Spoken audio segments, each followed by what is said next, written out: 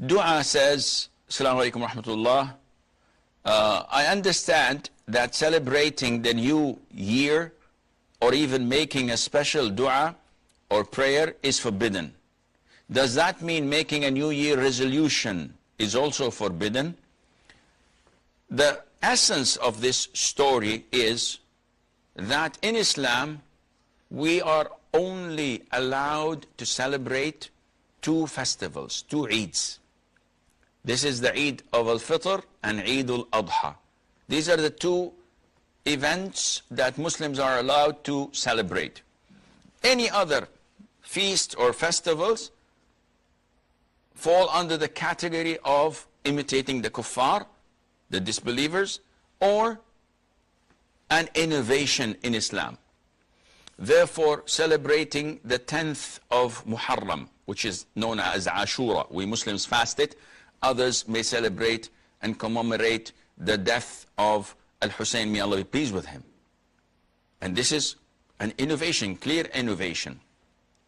Celebrating birthdays, the National Day, Mother's Day, Halloween, Easter, Thanksgiving, Christmas, New Year's, any of these things, for us as Muslims, such celebrations are totally prohibited.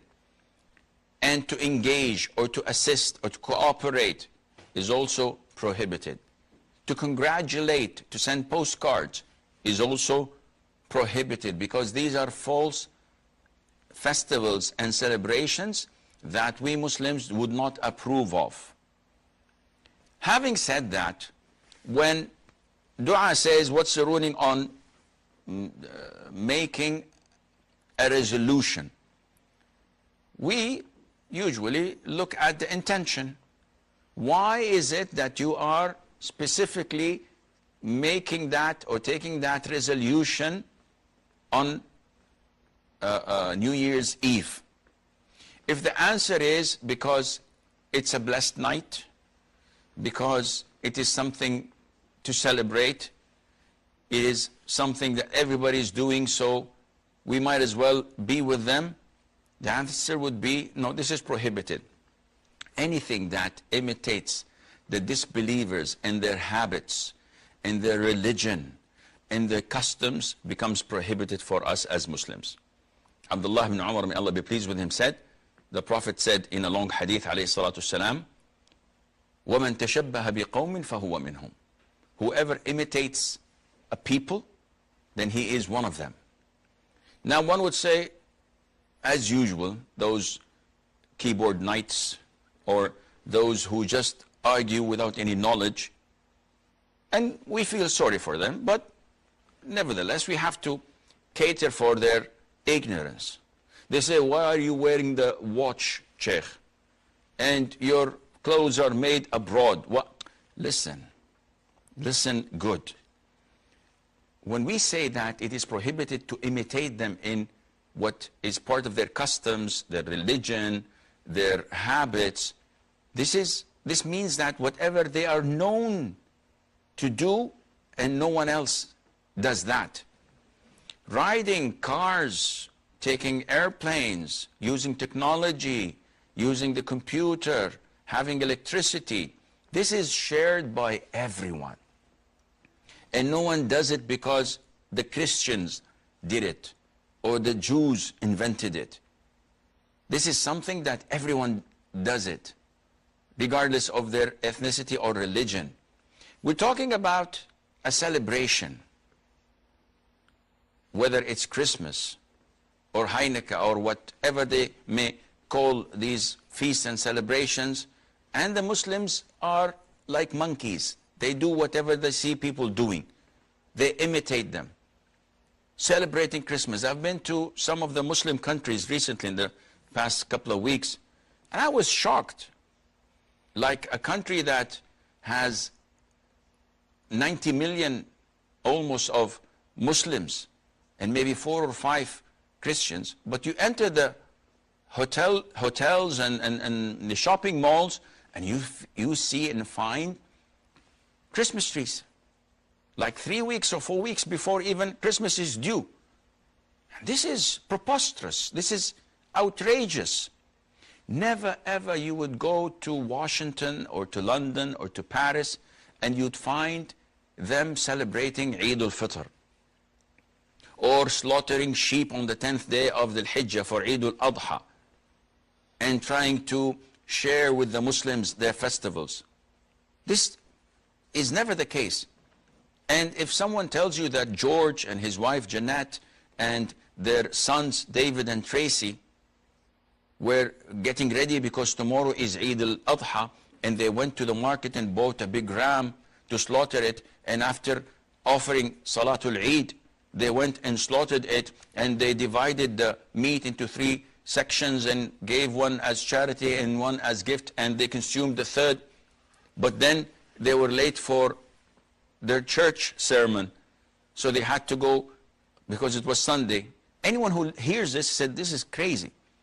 George and Jeanette, Tracy and David, are they Muslims to celebrate Eid al-Hajj? Or are they Christians to go and attend the sermon or the service at the church? This is exactly what's happening to the Muslims. You have Abdullah, Muhammad, Ali, Ahmad, and their wives Fatima, Khadija, Aisha, Safiya, Hafsa, Hajar. But they look as Muslims, yet they celebrate and pretend to be Christians. This cannot be in the religion of Islam. This kind of split identity, Dr. Jekyll, Mr. Hyde, this is unacceptable in Islam. The identity of a Muslim is crystal clear. Inside, outside is the same. That's why those who, let's say, are not Muslims, especially the politicians and the people of authority, they fight Islam. They don't want the Muslims in their countries to be real Muslims. They want to dilute them. They want them to be dissolved in the melting pot. So they may preserve the name Ahmad or Muhammad. Muhammad, you may call him Mo, not Muhammad, because this is embarrassing for them. They call themselves Mo. And they may have these names, but they celebrate Christmas.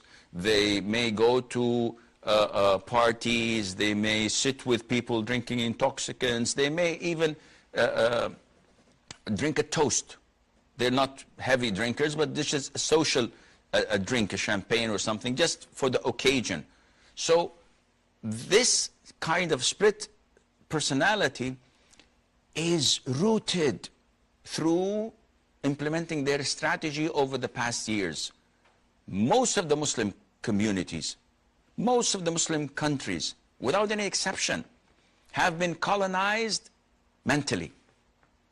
When they watch on their national channels, let alone the satellite channels, when they watch wrestlings, movies, American Hollywood movies, soap operas, TV series, we used to get them in English. Now they are dubbed in Arabic.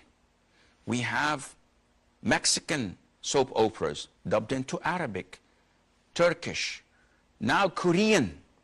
Tomorrow maybe they'll bring some from maybe Zimbabwe or from wherever. What is this? The Muslims have their own identity to preserve, to protect, not to dilute it and dissolve it as we see nowadays. Coming back to the question, and I think I took too long in answering and diverting, but there are no callers, so who cares? I have questions, and I have you, and probably I have like 2 or 3 viewers, alhamdulillah, for everything. Taking a resolution on the New Year's Eve with that intention is haram.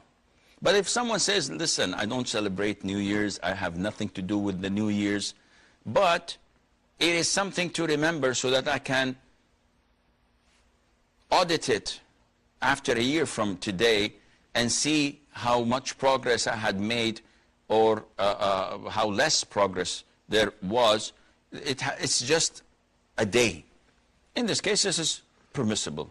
Like what a lot of the merchants and traders and businessmen do when they come to the closing year and they audit and they look into whatever they have in their stores and try to know the profit and the loss, etc., give their financial statements. This is not related to religion or to customs, but rather it is a date of the year, and Allah Azza wa Jal knows best.